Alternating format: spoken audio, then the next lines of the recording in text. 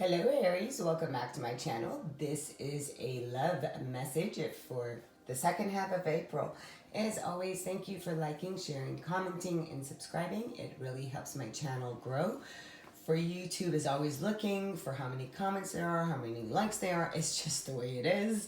So thank you for supporting it. Remember, these are general. If you'd like a personal reading with me, that information is in the description box.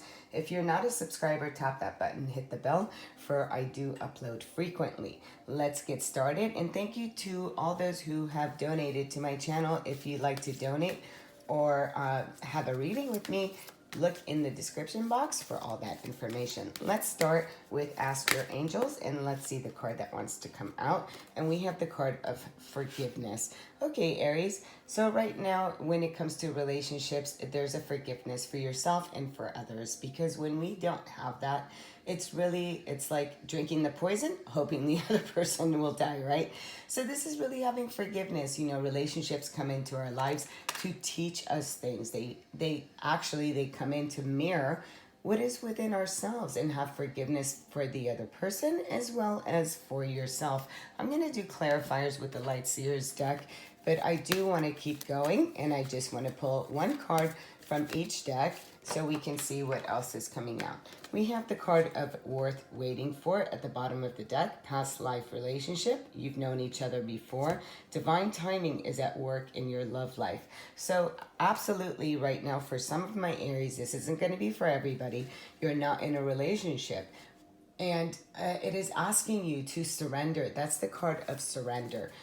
Not for all Aries, and we're going to see, like I said, a little bit more. So some of you are bringing this forgiveness because, you know, when we haven't fully healed from the past, or we're still looking at the past and we haven't brought in the lessons, then we really can't move on to the next. And if you do, you'll just keep doing the same thing again and again.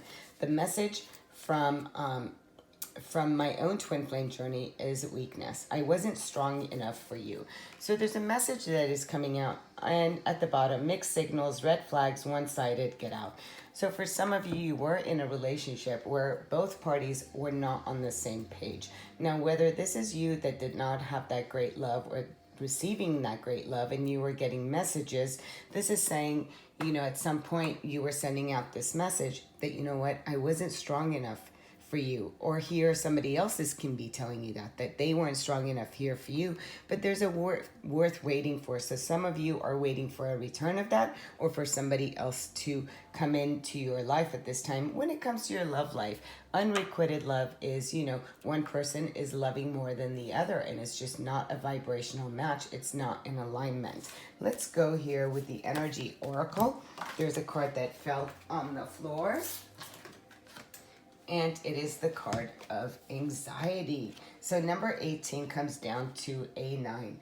And it's that dinosaurs, right? It's when we go way in our head and go into this place of despair, into a place of overthinking and anxiety and worry and distress.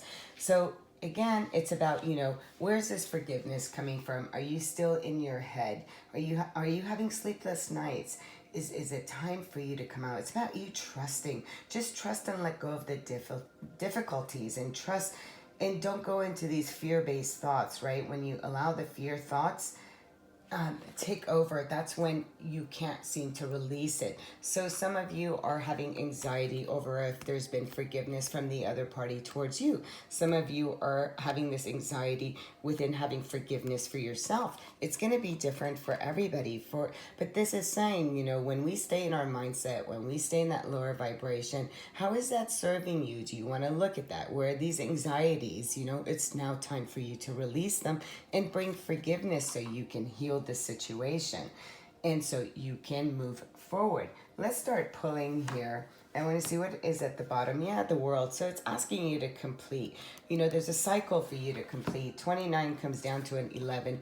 11 is a master number, which comes down to a 2. So it talks about your relationship. So this is also having forgiveness for all the relationships that you have encountered in the world that you had created for yourself. So really come out of that energy. And let's see, within a past situation, what is going on? Okay, so in the past, there was 10 of Pentacles in reverse.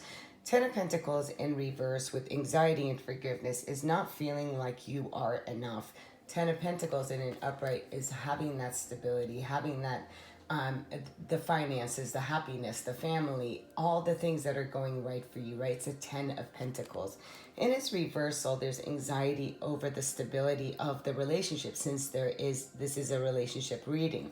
So this is having that anxiety. It's the end, but allowing it to end, because in its reversal, it is blocked energy. You're not allowing the anxiety over your own safety and your security to end. So whether this was felt within a family as you were growing up and you're carrying that, it is asking you to really look at it. Where is this anxiety coming from? Is there a lack of self-esteem, lack of self-worth within the past? It's the past, right? With the Chariot coming up, the card of Cancer, it is asking you to now take a bold action and to move forward. So this is intent as you're waiting, right? If some of you are waiting for the relationship, you're not to stay in this holding pattern. It is time for you to really recognize the divine, right? The masculine and the feminine, the yin and the yang that is also within you. We're already whole. So making an intent, we're going to see what direction is it that you're moving towards. It is very focused intent, because there is a new dawn, right? It is about the new. It is about leaving the past and now learning from it.